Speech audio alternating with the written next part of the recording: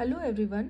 अब हमारे पास एक नया टॉपिक है जो कि टॉक्सियोलॉजी का ही एक सब टॉपिक है जो कि है साइनर्गिज्म और एंटागोनिज्म। ये भी शॉर्ट में आ सकता है, तो चलिए इसको भी हम लोग समझते हैं। Synergism and antagonism are fundamental concept in pharmacology that describes how drugs interact with one another. Synergism और एंटागोनिज्म एक बहुत ही फंडामेंटल और इम्पॉर्टेंट कॉन्सेप्ट है फार्मेकोलॉजी, मतलब जो मेडिसिन्स का जो फॉर्म्यूलेशन होता है उसमें एक इम्पॉर्टेंट ये रोल प्ले करता है कि एक ड्रग मतलब एक दवाई एक मेडिसिन दूसरे के साथ कैसे इंटरेक्ट कर रहा है या फिर वो कैसे हमारी बॉडी में वर्क कर रहा है, ठीक है, और वो कैसे हमारी बॉडी में सेफ्टी प्रोफाइल्स का भी ध्यान रख रहा है। Synergism and antagonism are terms often used in pharmacology, toxicology, and other scientific disciplines to describe the interaction between two or more substances or agents. देखिए, पहला ना हम ये समझेंगे कि साइनर्गिज्म SYN सिन का मतलब ही होता है टुगेदर, ठीक है, और एंटा का मतलब होता है अगेंस्ट वर्क करना। तो ये दोनों टर्म हमें खासकर फार्मेकोलॉजी में और टॉक्सियोलॉजी में इसलिए काम आता है क्योंकि ये साइंटिफिकली ये बताता है कि एक दवाई दूसरे के साथ या फिर एक सब्सटेंस दूसरे के साथ कैसे इंटरेक्ट कर रहा है या कैसे वो काम कर रहा है, ठीक है। तो बेसिकली ये डिस्क्राइब करता है इंटरेक्शन, ठीक है। अब हम साइनर्गिज्म समझते हैं। ये साइनर्गिज्म है क्या? साइनर्गिज्म ग्रीक का मतलब होता है टुगेदर और इर्गन का मतलब होता है वर्क, ठीक है, टुगेदर वर्क करना। जब एक्शन एक ड्रग का इंक्रीज हो जाता है दूसरे के कारण तो उसको हम कहेंगे synergism. When the action of one drug is increased by other then this phenomenon is known as synergism, जिसमें एडिटिव या फिर सुपर एडिटिव्स आते हैं।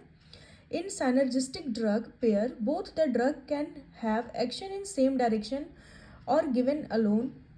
One may be inactive but still enhance the action of other when given together. देखिए, साइनर्जिस्टिक drug जो है वो ऐसा दवाई होते हैं जो सेम डायरेक्शन में एक साथ एक जैसा काम करते हैं।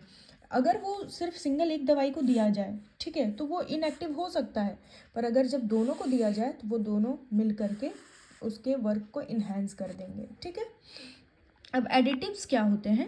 The effect of true drug is in same direction and simply adds up. जब दो ड्रग के जो वर्क हैं वो ऐड हो जाएंगे तो उसमें effect of drug A and effect of drug B मिल करके उसके इफेक्ट को इंक्रीज कर देंगे, उसको हम लोग कहेंगे एडिटिव, ठीक है। इसके एग्जाम्पल में देखिए है एस्पिरिन है प्लस पैरासीटामोल। जब ये दोनों एक दूसरे के साथ मिलता है तो वो एक एनाल्जेसिक और एंटापैरेटिक का काम करेगा। उसके बाद नाइट्रस ऑक्साइड और हेलोथीन ये दोनों काम करेगा एक जनरल एनेस्थेटिक के रूप में, ठीक है। अब सुपर एडिटिव क्या काम करता है? जब दोनों को मिला दिया जाए ना तो इंडिविजुअली जो वो दोनों काम करते हैं उससे कहीं ज़्यादा इफेक्ट दिखाता है। Effect of combination is greater than individual effect of the components. तो मान लीजिए अगर एस्पिरिन अलग काम कर रहा है और पैरासीटामोल, तो वो एक साथ मिलकर अच्छे से परफॉर्म नहीं कर पाएंगे, पर वही जब दोनों मिला दिया जाए तो उसका जो पावर है वो इंक्रीज कर जाता है। जैसे यहाँ पे इसका एग्जाम्पल दिया हुआ है सुपर एडिटिव का, लेवोडोपा और कार्बिडोपा ये दोनों मिलकर इनहिबिट करते हैं पेरिफेरल मेटाबॉलिज्म को, ठीक है। उसके बाद है एड्रेनालिन और कोकाइन, ये दोनों मिलकर न्यूरल जो अपटेक है उसको इनहिबिट करेंगे। अब एंटागोनिज्म समझते हैं।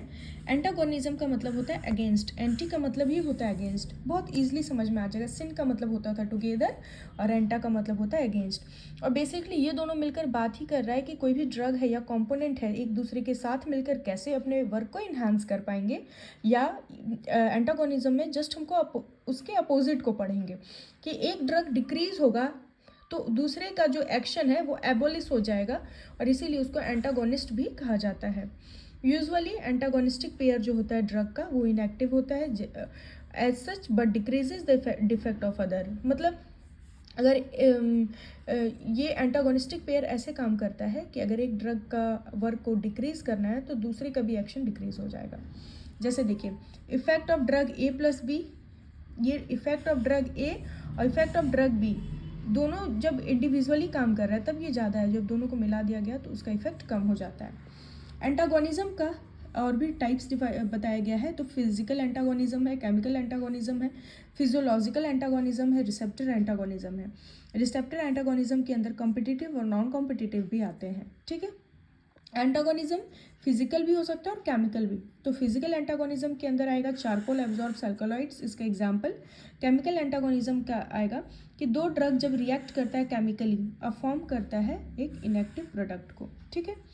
अब यहाँ पे देखिए पूल ऑफ एगोनिस्ट है, ये एगोनिस्ट आकर के इसके साथ यहाँ पे बाइंड किया और इसका इफेक्ट कैसे दिखा रहा है। एंटागोनिस्ट है, जब फुल एंटागोनिस्ट, पार्शियल एंटागोनिस्ट और इन्वर्स एंटागोनिस्ट कैसे काम करेंगे, ठीक है।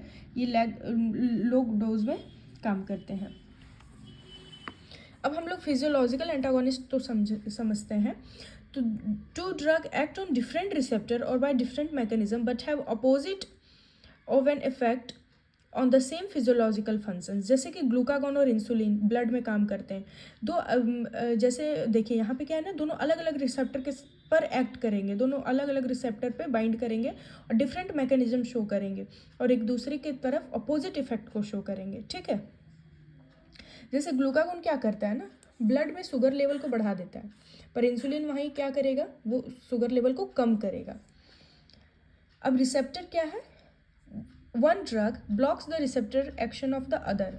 तो एक ड्रग है वो दूसरे के रिसेप्टर को ही क्लोज कर दे रहा है कि वो वहाँ जाकर बाइंड ना कर पाए। रिसेप्टर एंटागोनिज्म को दो पार्ट में डिवाइड किया गया है, पहला है कॉम्पिटिटिव, दूसरा है नॉन कॉम्पिटिटिव। तो केमिकली सिमिलर होता है एगोनिस्ट की तरफ, जो या तो बाइंड करेगा और वो सेम साइज़ का होता है मोस्टली, जैसे कि मॉर्फिन हो गया। नॉन कॉम्पिटिटिव होगा जो रिलेटेड नहीं होता है, अनरिलेटेड होता है और बाइंड करता है एलोस्टेरिक साइज़ के साथ, ठीक है। इसको हम लोग एलोस्टेरिक एंटागोनिज्म भी कहते हैं। तो ये हमारा सिनर्जिज्म और एंटागोनिज्म ख़त्म हुआ। ये भी एक शॉर्ट में आने वाला टॉपिक है, तो इसको भी कंप्लीट कर ले। Thank you so much.